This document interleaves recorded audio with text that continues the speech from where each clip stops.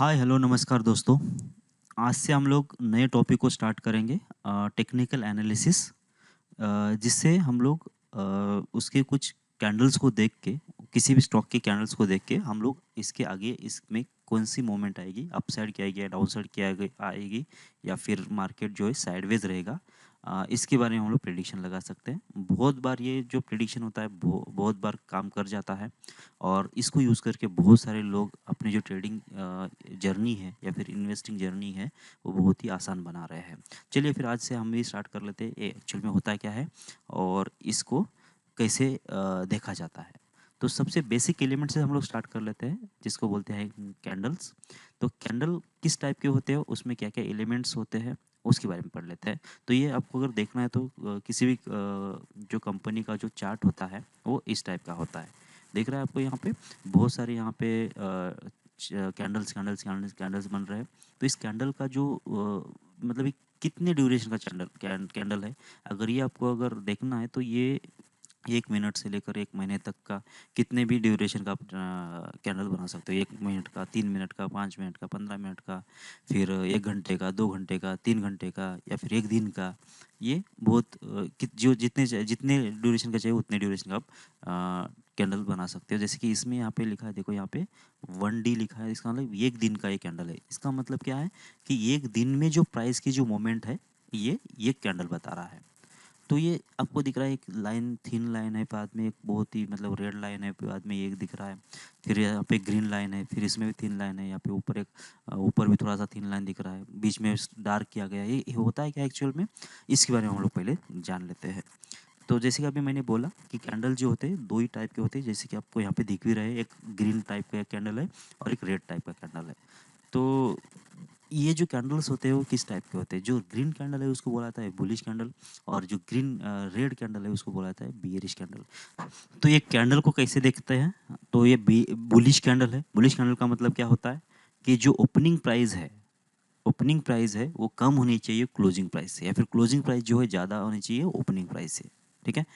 अब तो यहाँ पे ओपन हो गया ये स्टॉक और ये क्लोज कहाँ पे हो गया, यहाँ पे हो गया। मतलब ऊपर, मतलब मैं इंक्रीज वाला प्राइस समझ रहा हूँ, ये ध्यान में रखो। ओके। तो अगर ये यहाँ पे ओपन हुआ है तो क्या लगातार ये ऊपर ही गया होगा, क्या नहीं, ये थोड़ा नीचे भी गया होगा।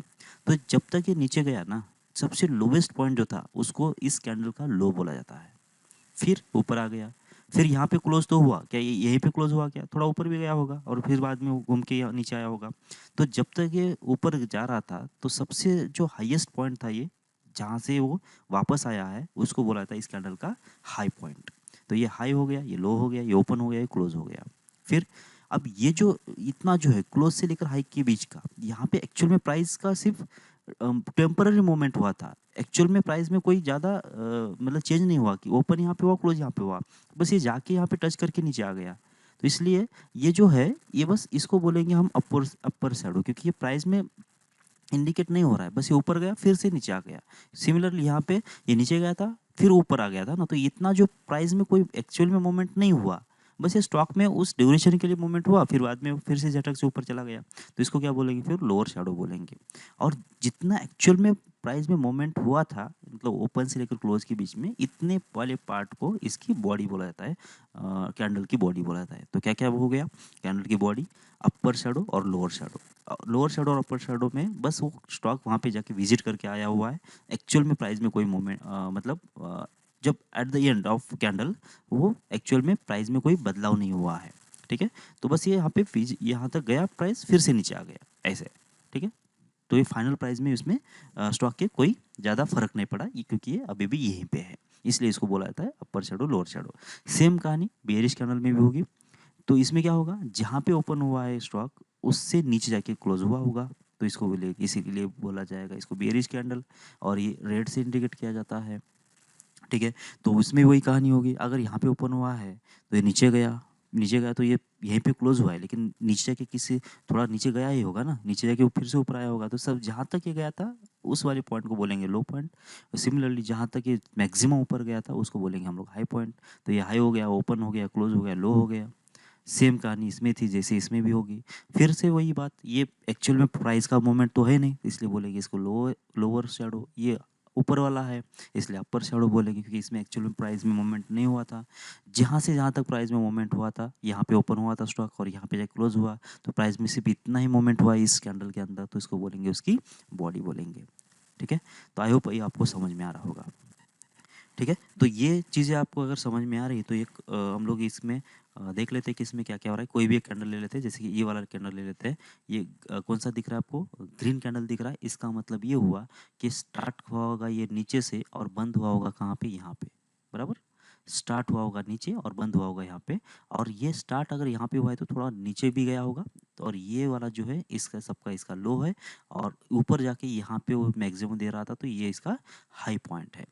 और ये क्लोजिंग प्राइस, ये ओपनिंग प्राइस हो गई, और इतनी जो है बीच की जो इसकी बॉडी होगी।